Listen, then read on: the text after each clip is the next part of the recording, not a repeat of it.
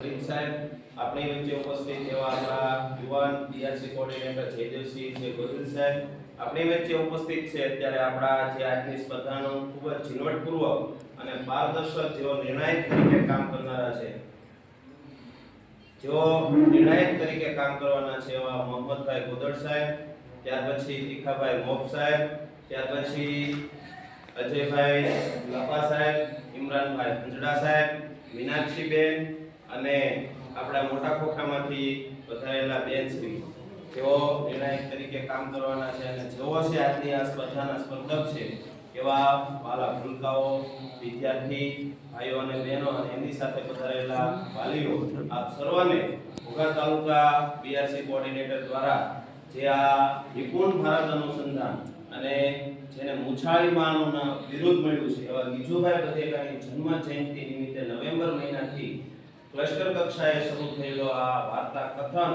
અને વાર્તા લેખન સ્પર્ધા આજે આપણે તાલુકા કક્ષાએ લઈ કરવા જઈ રહ્યા છીએ ત્યારે આપણા તાલુકામાં પણ ખૂબ જ સરસ એવી આ બાળકો છે એ રજૂઆત કરે અને જિલ્લામાં પણ આપણા ઘોઘા તાલુકાનું નામ રોશન કરે એને પ્રેરણા અને પ્રોત્સાહન આપવા માટે મંચસ્થ તમામ અધિકારીઓનું આપણે બીઆરસી કોઓર્ડિનેટર જયદેવસિંહ ગોહિલ દ્વારા અને બીઆરસી ભવન વતી એમનું હાર્દિક સ્વાગત કરીએ છીએ.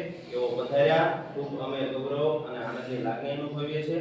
ફરી એકવાર આપણે સર્વ એમનું તાળીઓથી સ્વાગત કરીએ. પ્રેરણા અને પ્રોત્સાહન વિદ્યાર્થીઓને છે પ્રેરણા અને પ્રોત્સાહન આપવા માટે આપણા કેની જે છે એ નિલેશભાઈ સાહેબને આપણે છે વિનંતી કરીએ કે બાળકોને છે આજના કાર્યક્રમ અનુસંધાને પ્રેરણા અને પ્રોત્સાહન છે પૂરા પડશે. નિલેશભાઈ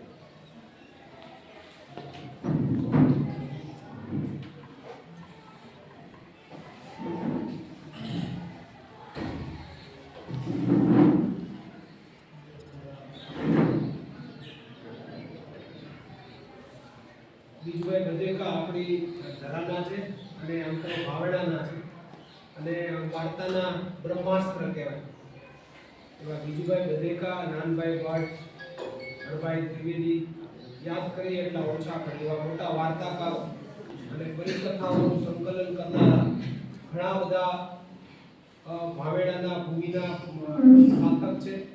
તો આ આખી જન્મભૂમિ એવી છે કે પરિકથાઓનું આયોજન અહીંથી થયેલું છે અને આ વિચાર જ તે ખરેખર ભાવેડાનું વિચાર છે અને ભરતભાઈ પંડિત, દિલીપભાઈ પંડિત આ બધાના વિચારોના સંકલનથી આવડો મોટો આયોજન વાર્તાનું આયોજન થયું છે.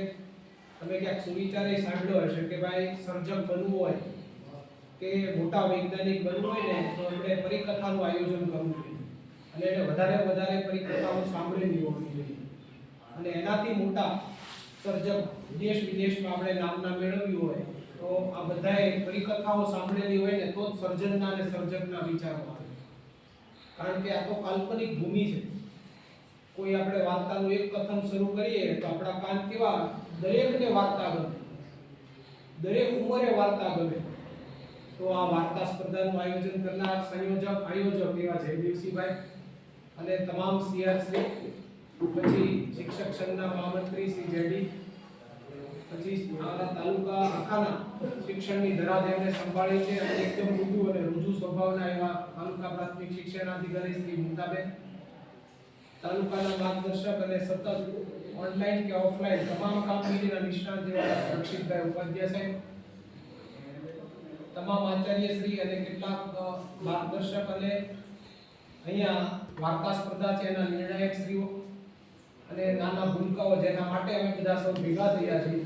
તમે અમારા કેન્દ્ર સ્થાને તો આ વાર્તા સ્પર્ધામાં આપણા ઘોઘા તાલુકા અને તમારા શાળા પરિવારનું નામ રોશન થાય એવી શુભેચ્છા સાથે થેન્ક યુ. નાનેથી લઈ બધાને છે વાર્તા લાઈટ ચાલુ થઈ છે સાંભળવી ગમે.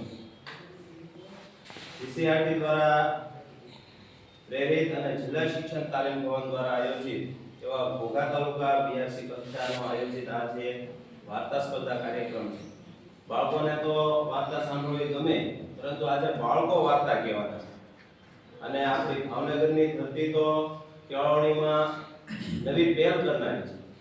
આપણા કેળવણીકાર મનુભાઈ પંચોળી સાહેબ હોય, નાનાભાઈ ભટ્ટ હોય, રરભાઈ હોય કે ગીજુભાઈ બધેકા સાહેબ જેમને બાળકોને વાર્તા દ્વારા શિક્ષણ આપવાનું કામ કર્યું છે. કે બાળકોને ગમત સાથે જ્ઞાન છે. એ કોઈ પણ વિષય હોય પરંતુ તરત સાહેબ કે બેન એમ કે વાર્તા સાંભળવી છે એટલે બધા જ વિદ્યાર્થીઓ તરત આ પાડે. એટલે બાળકોને મનગમતો વિષય એટલે વાર્તા. નાનું એવું બાળક હોય અને સરસ મજાની વાર્તા તમે કહો તો એમાં કક્ષાએથી આજે આપણે સ્પર્ધા કરવાની છે. ત્યારે આપણી વચ્ચે આપણા ઘોઘા તાલુકાના પીઆરસી કોઓર્ડિનેટર જયદેવસિંહ ગોહિલને આપણે છે એ વિનંતી કરીએ કે આજનો જે આ વાર્તા સ્પર્ધા કાર્યક્રમ છે એમાં બાળકો જે ભૂલકાઓ છે એમને પ્રેરણા અને પ્રોત્સાહન પૂરા પાડે. આજના તાલુકા કક્ષાના વાર્તા સ્પર્ધામાં આપણી વચ્ચે અત્રે ઉપસ્થિત આપણા તાલુકાના બંને સાહેબો ખૂબ સરસ કામ કરે છે અને આ તાલુકાનો એક પણ પ્રશ્ન આવતો નથી. ખૂબ સારી બાબત છે. પંડિતજી વાળોપટ કેવલના આચાર્યશ્રી, મારી સીઆરસીની ટીમ, નિર્ણાયકશ્રીઓ, વાલીઓ, વાલા બાળકો, વાર્તા સ્પર્ધા. પહેલા કેવું હતું કે બાળકો નાના હોય ને તો ઘરે દાદા દાદી ને મમ્મી પપ્પા પાસે બેસે ને તો એમનો એક જ ઉદ્દેશ્ય હોય કે વાર્તા કયો. સાંજે બાળકો સચવાતા એ આ વાર્તાના કારણે સચવાતા.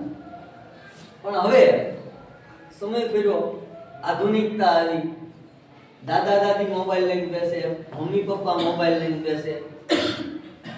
જે વસ્તુ દાદા દાદી પાસેથી શીખ સ્વરૂપે જે મળતી હતી એ અત્યારે મોબાઈલમાં મળતી થઈ છે. પરંતુ કોઈ પણ ટેકનોલોજી આવે કે કંઈ પણ નવી શોધ થાય, બે વસ્તુ હોય, એક લાભ અને ગેરલાભ. આ મોબાઈલના ખૂબ લાભ છે પરંતુ બાળકોનું બાળપણ છીનવે છે એ ગેરલાભ છે. કારણ કે જે વસ્તુના ઉપયોગ માટે આ ફોન છે એ વસ્તુનો ઉપયોગ થતો નથી. આ આધુનિક સમયની અંદર આવી વાર્તા સ્પર્ધાઓ દ્વારા બાળકોને ફરી પુસ્તકો તરફ વાળીએ, પોતાના મમ્મી પપ્પા પાસે બેસતા શીખે, પોતાના દાદા પાસે શિખામણ લેતા શીખે, ફરી જૂનું વાતાવરણ આપણું ઊભું થાય. કારણ કે જે મોબાઈલ આપી શકે એની કરતાં જે દાદા દાદી છે એ વધારે આપી શકે. કેમ?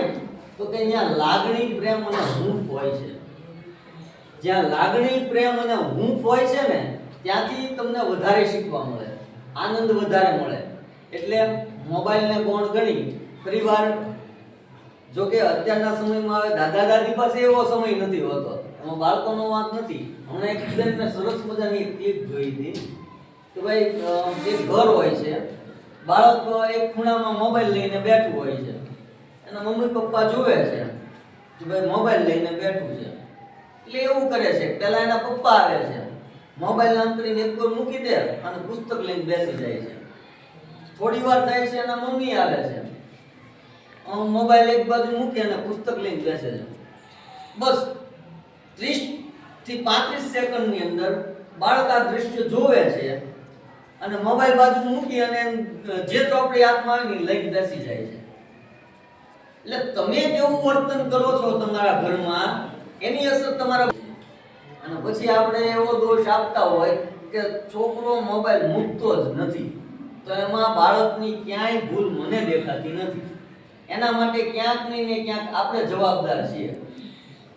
અત્યારે એક નવો ટ્રેન્ડ આવ્યો છે, જે હાઈફાઈ સોસાયટીની અંદર કે પૈસાવાળી સોસાયટીની અંદર બાળક સાચવવા માટે આયા રાખવાનું. આ ટ્રેન્ડ મને આપણા દેશ માટે કે આપણી સંસ્કૃતિ માટે ખૂબ દુર્ગુણ સ્વરૂપ દેખાય છે અને જે આવનાર ભવિષ્યમાં એના પરિણામ આપણે જોવા પડશે. તમે જે સંસ્કારનું સિંચન કરી શકો બાળકમાં, એ જેને તમે પૈસા આપીને રાખો છો એ ક્યારેય કરી શકે નહીં. બાળકના જે સ્વભાવ તીખા થવા, અરુચિ આવવી, અણગમો આવવો, માતા પિતાથી દૂર ભાગવા, બાળક 8મું 9મું 10મું ભણતું થાય ને એટલે પપ્પાને એમ કે પપ્પા એ તમને ખબર ન પડે, પણ એ ક્યારે તમે એનામાં ધ્યાન નથી આપ્યું ને ત્યારે. એટલે આ સમયની અંદર જે ગીજુભાઈ બધેકા છે, મનુભાઈ પંચોળી છે, વર્ષો પહેલા જે એને વાતો કરી છે અને આજે એ કન્સેપ્ટને લઈ અને આપણે જે વાર્તા સ્પર્ધાનું આયોજન કર્યું છે, બાળકોને વાર્તા સ્પર્ધામાં ભાગ લેવા માટે પુસ્તકો વાંચવા પડે, બીજા પાસેથી વાર્તાઓ સાંભળવી પડે, કંઈક ગ્રહણ કરવું પડે, ત્યારે આજે એ શાળા કક્ષાએ અને ક્લસ્ટર કક્ષાએથી આ તાલુકા કક્ષાએ પહોંચ્યા છે. એટલે આ તમામ બાળકોને પહેલા તો હું અભિનંદન આપું છું કે એ બીજાનું માર્ગદર્શન લે છે. બાકી મોબાઈલના જમાનામાં અત્યારે કોઈ વ્યક્તિને કોઈના માર્ગદર્શનની જરૂર નથી. તમે જે કાંઈ માંગો ગૂગલની અંદર બોલો એટલે તમને ઈ મળી જાય છે, તો તમારે માર્ગદર્શનની શું જરૂર? પણ આ બાળકો કંઈક માર્ગદર્શન લઈને આવ્યા છે, કંઈક શીખીને આવ્યા છે, એટલે બધાને અભિનંદન. હજી તમામ બાળકો જિલ્લા કક્ષાએ અને રાજ્ય કક્ષાએ જાય, હજી કંઈક નવું શીખે, નવી વાર્તાઓ બનાવે, એવી સૌને શુભકામનાઓ. આ સાથે મારી વાતને વિરામ આપું છું. બસ. બસ વાત કરી આપણને કે અત્યારના ટેકનોલોજીના યુગમાં કેવી રીતે આપણે બાળકોને છે એ ઘડતર કરી શકીએ, એવી આપણને વાત કરી, સરળ શૈલીમાં પ્રેરણાના પ્રોત્સાહન આપ્યા. ત્યાર પછી આપણા તાલુકા પ્રાથમિક શિક્ષણ અધિકારી બેન શ્રી નીતાબેન દુધરેજિયા સાહેબને કહીએ કે આપણા ઘોઘા તાલુકાના જે વાર્તા સ્પર્ધામાં પાર્ટિસિપન્ટ થયા છે એવા નાના ભૂલકાઓને છે આજના કાર્યક્રમ અનુસંધાને આપ શ્રી એમને પ્રેરણા અને પ્રોત્સાહન આપશો. બેન શ્રી નીતાબેન. વાર્તા સ્પર્ધામાં તો ટીમ ઘોઘા છે ને અત્યારે જિલ્લાના બધા તાલુકાની કમ્પેરની અંદર ટીમ ઘોઘા વખણાય છે. આપણા એવા જ બીઆરસી કોઓર્ડિનેટર શ્રી જેજુભાઈ, કેની શિક્ષણ 1 અને 2 નિલેશભાઈ અને લક્ષિતભાઈ, ભવિષ્યના ટીપીઓ પણ છે લક્ષિતભાઈ, સરકારી કેન્દ્રથી આચાર્ય, તમામ સીઆરસી મિત્રો, માર્ગદર્શક શિક્ષક મિત્રો અને વહાલા બાળકો. ભાવનગર તો સંસ્કારોની ને વાર્તાની ભૂમિ છે, એટલે ભાવનગર જિલ્લાની અંદર વાર્તા જે સિલેક્ટ થઈને જશે ને એ રાજ્યમાં નંબર આવે છે. એવા સરસ મજાના બાળકોના સંસ્કારોનું એક સિંચન છે. દેવીભાઈ જે વાત કરી સાથે હું સંમત છું, પણ ગામડા સુધી હજી બહુ આ વાત બહુ સ્પર્શી નથી. કારણ કે આ જે ગામડાના બાળકો છે ને મોબાઈલ લઈને બેસી રહેતા હોય ને એવું બહુ નહીં હોય. પણ હવેનો યુગ છે ને એ સાધનોને આધીન થઈ ગયો છે. આપણે બધા હવે કઈ સાધન વગર છે આપણી કલ્પના શક્તિ, વિચાર શક્તિ જે છે ને કુંઠિત થઈ ગઈ છે. એમને જે વાત કરી કે દાદા દાદી, તો દાદા દાદીની સાથે તો વડીલો મા બાપ રહેતા જ નથી. તો દાદા દાદીનો જે ગામડાની અંદર હૂંફ ને પ્રેમ, બાળકોનો સંયુક્ત પરિવાર છે ને એવો સિટીમાં નથી જોવા મળતો. બાળકોને સારું ભણાવવાના બાને સિટીમાં આવી જાય છે ને પછી બાળકોને જે સંસ્કારોનું સિંચન થવું જોઈએ એ નથી થતું. આજના દિવસે બીજી બધી વાત કરતા મને એક નાનકડી વાર્તા કહેવાનું મન થાય છે કે તમને એ બધા બાળકોને વધારે ગમશે. મોટાને તો મોટી વાતો ગમે, પણ બાળકને વાર્તા જ ગમે ને. તો એક વાર્તા કોઈનું નામ તુષાર નથી ને, છે કોઈનું? તુષારભાઈ અમારા એવા નથી એટલે વાંધો. એક તુષાર નામનો છોકરો હતો, એને છે ને વાર્તા સાંભળવી બહુ ગમે.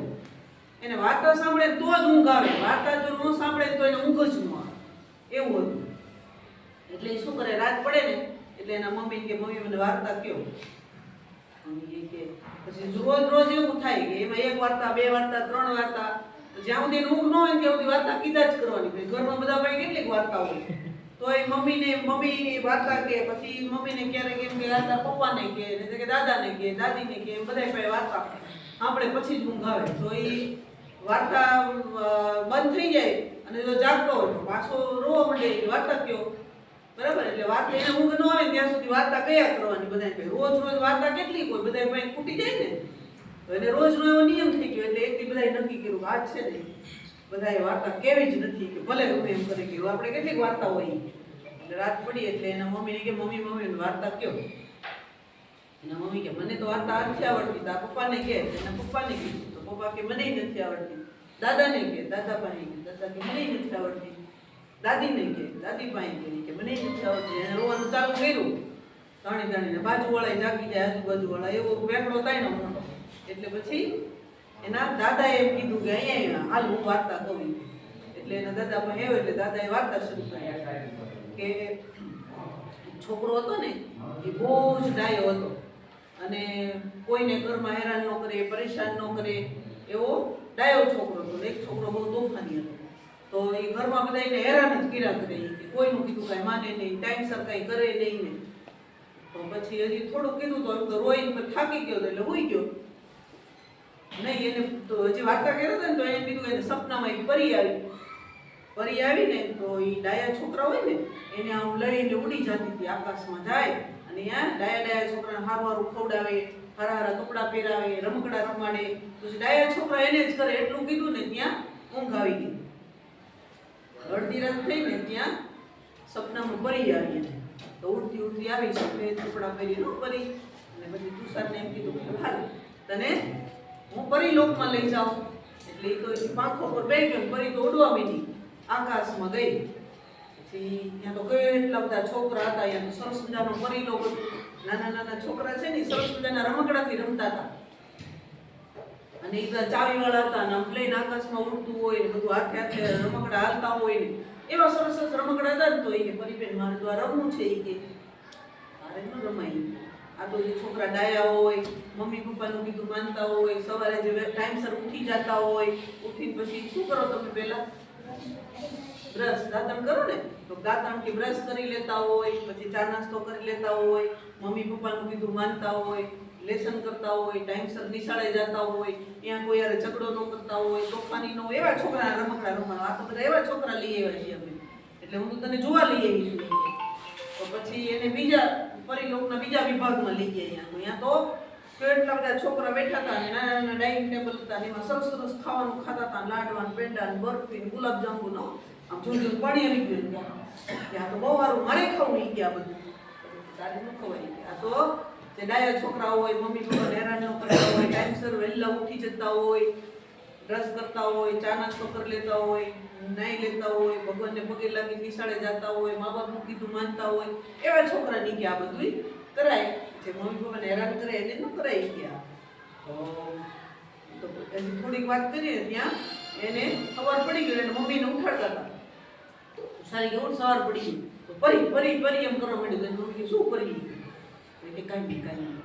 પછી ઉઠીને રોજ તો શું કરતો હતો, તોફાની હતો ને એટલે બ્રશ ને એવું ન કરતો, કેટલું હેરાન કરે. પણ બ્રશ કરતો, લાવ મમ્મી મારે દાંતણ કરો, બ્રશ કરો. મમ્મી નવી લઈ ગયા. રોજ કેટલું કહેતો તો દાંતણ બ્રશ કરતો નથી.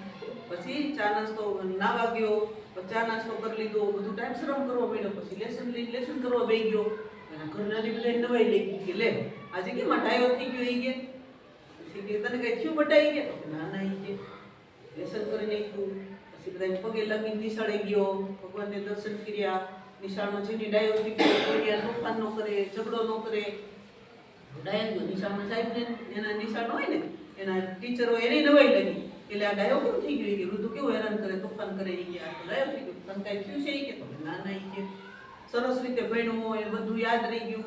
અહીં જે ઘરે આવ્યો તો તે આમ ટીવી નો જોયો, મોબાઈલ નો જોયો, કાંઈ નહીં, બધાનું કીધું માનવા માંડ્યો, લેસન કર્યું, ટાઈમસર હોઈ ગયો. પછી એને મમ્મી એમ કીધું અહીં બેટા તને વાર્તા કરું.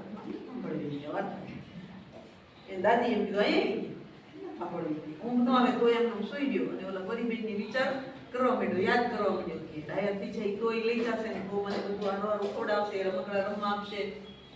તો બધાએ કીધું તો બધાએ પછી વિચાર કરવા માંડ્યા. તો એમ કરતા હોઈ ગયો ધીમે ધીમે. તો બધા ભેગા થયા. પછી એના દાદા દાદી મમ્મી પપ્પા કે આને કોઈ કંઈક કરાવી નહીં દીધું હોય ને, કે કાંઈ બોલતો નથી, આવો ડાયો થઈ ગયો છે. એ કે આને શું થયું? એ કે આપણે હવાર ઉઠશે ને તો એને હદ રીતે પૂછવું પડશે. એ કે આને કાંઈક તો છે. એ કે તો પછી તો હોઈ ગયો. બીજે દી સવાર પડી તો ઉઠ્યો, ઉઠીને પાછો ડાયો થઈને બધું કામ કરવા માંડ્યો. પછી એના મમ્મીએ પૂછ્યું કે અહીંયા બેટા તને કોઈ કંઈ ખવડાવ્યું, કંઈ પીવડાવ્યું, કોઈ કંઈ કીધું, કંઈ બીક બતાવી, કંઈ ખીજાણા કોઈ નહીં? સાચું બોલી કે તું ડાયો કેવી રીતે થઈ ગયો? એ કે પછી એને વાત કરી કે સપનામાં કે મને આવી રીતે પરિબેન આવ્યા હતા, એટલે કે એને એમ કીધું ડાયો થઈશ ને પછી તને આ પરિલોકમાં લઈ આવીશું, પછી તને આ બધું રમાડીશ, ખવડાવીશ, પીવડાવીશ. એટલે મારે તો પરિલોકમાં જવાનું છે, એટલે હું ડાયો થઈ ગયો છું. એટલે હવે પરિબેન આવશે ને મને લઈ જશે. બધા જેવા તુષારભાઈ ડાયા ડબરા થઈ ગયા, તમે ડાયા ડબરા થઈ જશો.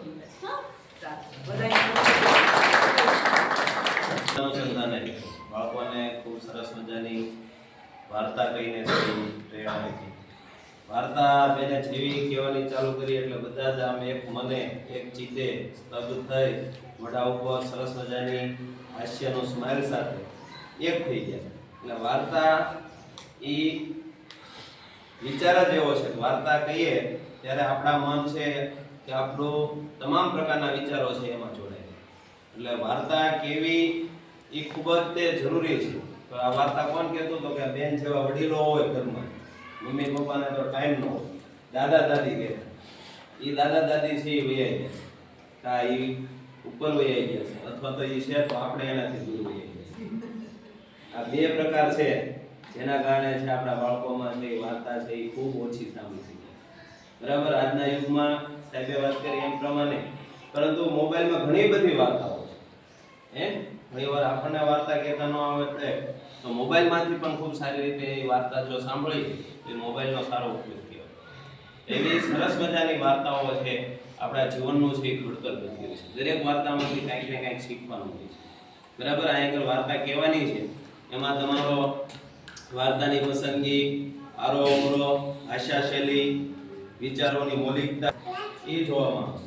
કોઈ પણ સ્ટોરી ત્યારે જ ઇન્ટરેસ્ટિંગ હોઈ શકે જ્યારે એ લખાણી હોય ખૂબ જ સરસ હોય.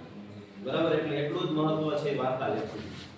એવી આપણી સ્પર્ધા છે તાલુકા કક્ષાની છે. એ આપણે હવે વધારે સમય ન લેતા શરૂ કરીએ છીએ. પહેલા બીજાના જે બાળકો છે નાના ભૂલકાઓ બાલવાટિકા ધોરણ 1 અને 2 એ અહીંયા આગળ ઉપરના બોર્ડ ઉપર જ તેમની સ્પર્ધા છે એ શરૂ થશે. એમના નિર્ણાયક મિત્રો છે એમની સાથે જોડાશે. પછી 3 થી 5 ના જે બાળકોએ ભાગ લીધો છે વાર્તા સ્પર્ધામાં એ નીચે જે આપણો હોલ છે ફર્સ્ટ ફ્લોર ત્યાં આગળ